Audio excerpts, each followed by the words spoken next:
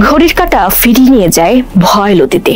26 জুলাই 2024 স্বৈরাচার শেখ হাসিনার পুলিশ বাহিনীর গ্রেফতার খুন গুমে দিশেহারা হয়ে উঠেছিল গোটা বাংলাদেশ। আজকের এই দিনে গ্রেফতার হয়েছে নাহিদ হাসনাত সহ আরো অনেকে, যার ফলে আন্দোলনের আলো প্রায় নিভু নিভু হয়ে গিয়েছিল আর নিস্তব্ধতায় হারিয়ে গিয়েছিল গোটা জাতি। বিস্তারিত রাজীব রায়হানের রিপোর্টে।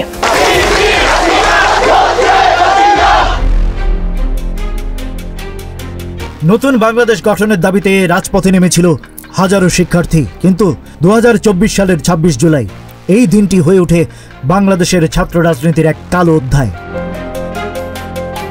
ঢাকার গণস্বাস্থ্য নগর হাসপাতাল থেকে তুলে নেওয়া হয় কোটা সংস্কার আন্দোলনের 3 শীর্ষ সমন্বয়ক নাহিদ ইসলাম, আসিম মাহমুদ, সজীব ভুঁইয়া ও আবু বাকের মজুমদারকে ডিবি পুলিশের হেফাজতে নেওয়া হয় নিরাপত্তার নামে।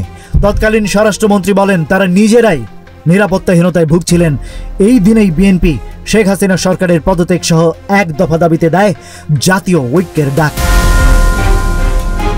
এরপরই সারা দেশে চলে সাঁড়াশি অভিযান। 10 দিনে গ্রেপ্তার করা হয় 6000-এর বেশি মানুষ, ঢাকাতেই 2416 জন। 16 থেকে 26 জুলাই মাত্র 10 দিনে প্রাণ হারায় 209 জন। শুধুমাত্র 26 জুলাইতে মৃত্যু হয় আরো একজনের। জাতিসংঘ প্রকাশ করে গভীর উদ্বেগ।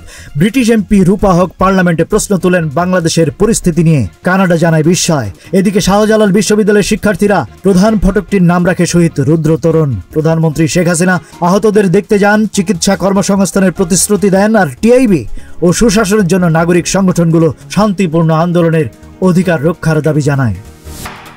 Rajib Raihan, news flash 71।